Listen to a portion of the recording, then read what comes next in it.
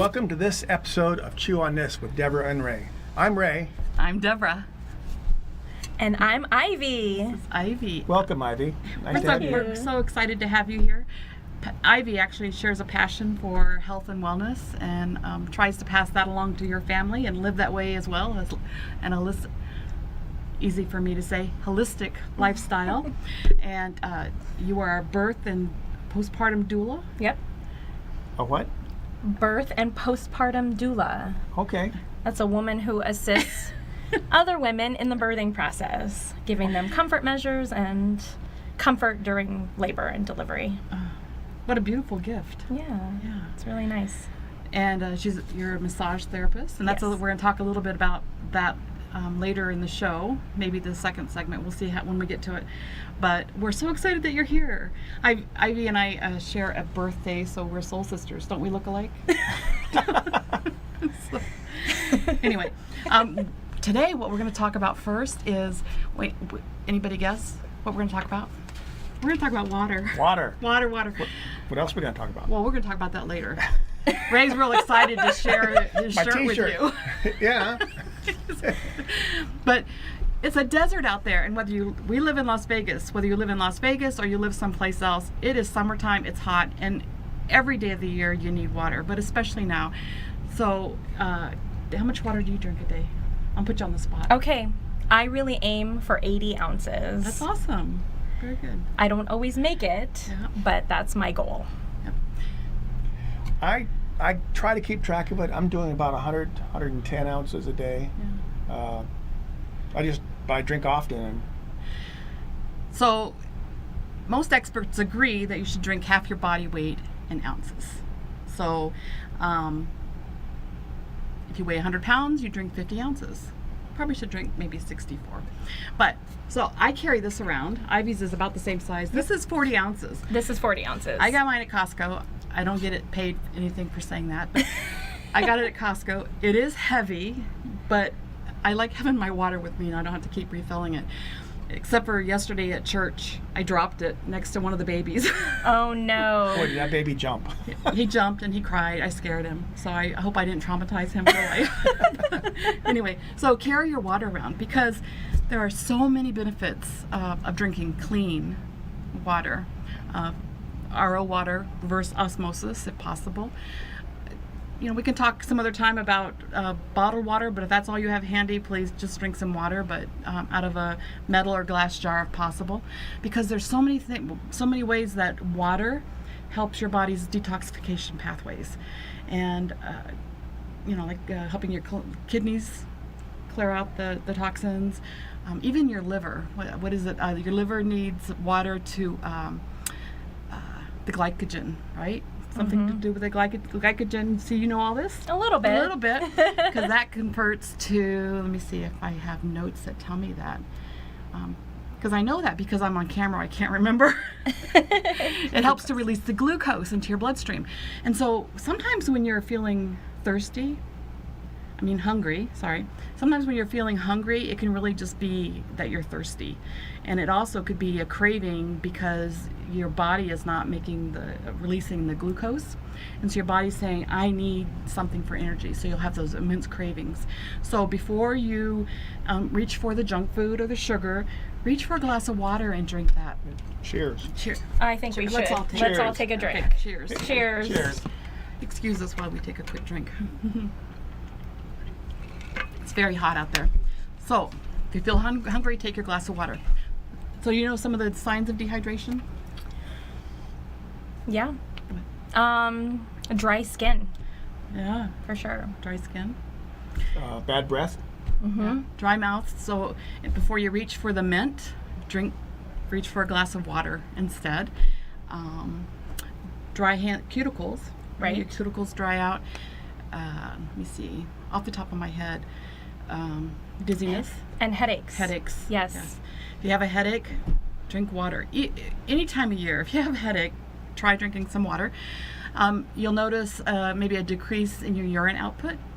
And leading up to our next topic, you may experience some constipation. Do you know, I have an iPhone and I'm trying to type, you know, when you're typing, it fills in the word for you. Right. Autocorrect or autocorrect or autofill in, whatever. Do you know it doesn't know the word constipation? It doesn't? Not on my phone. Everyone try that right now. Yeah, go try typing in constipation. It doesn't work on my phone. If it works on your phone, I'm jealous because I have to keep typing in the whole word. So you better know how to spell it. That's right. So we got a very clear what happens when you're dehydrated a couple of weeks ago. Yes. Mr. Ray, we had some remodeling done in our house. And there's several things that lead up to or can contribute to constipation.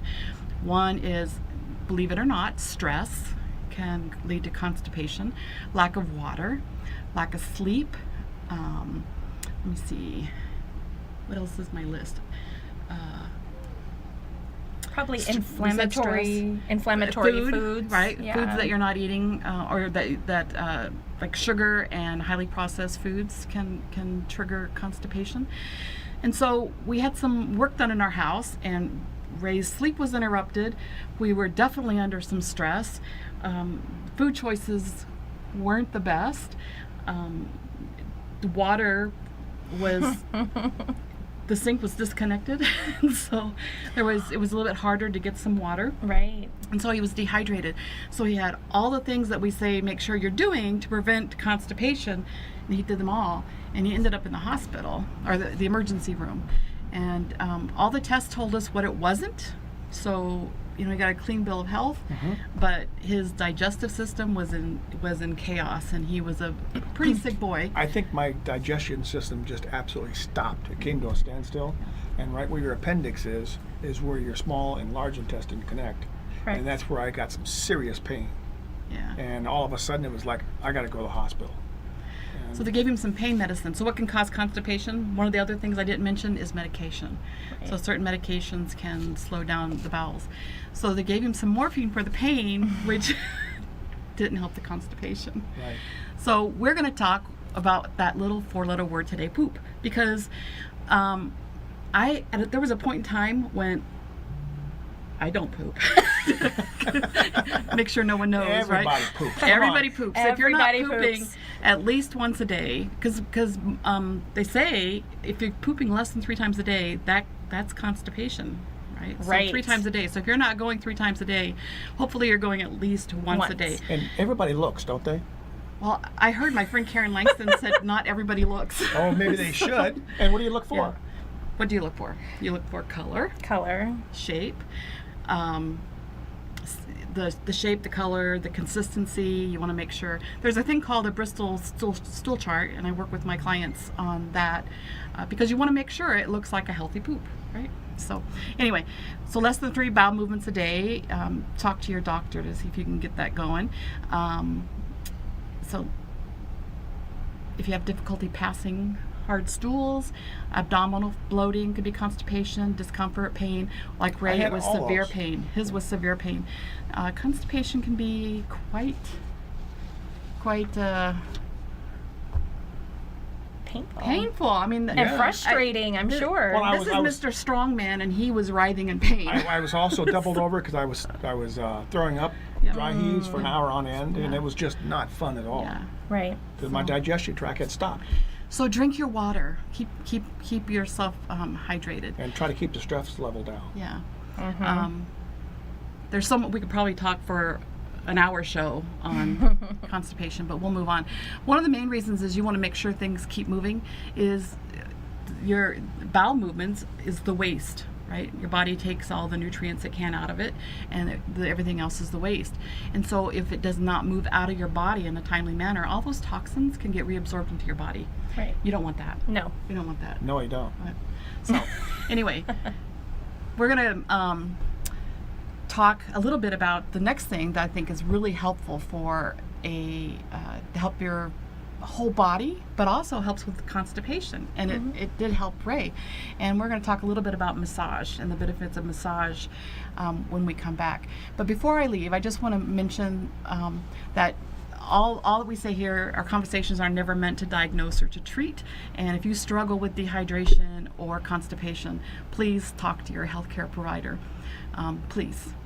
So we'll be back. On that note, see you in a little bit. Drink your water. Drink Yes, water. indeed. Go get a coffee, water break. No coffee, water.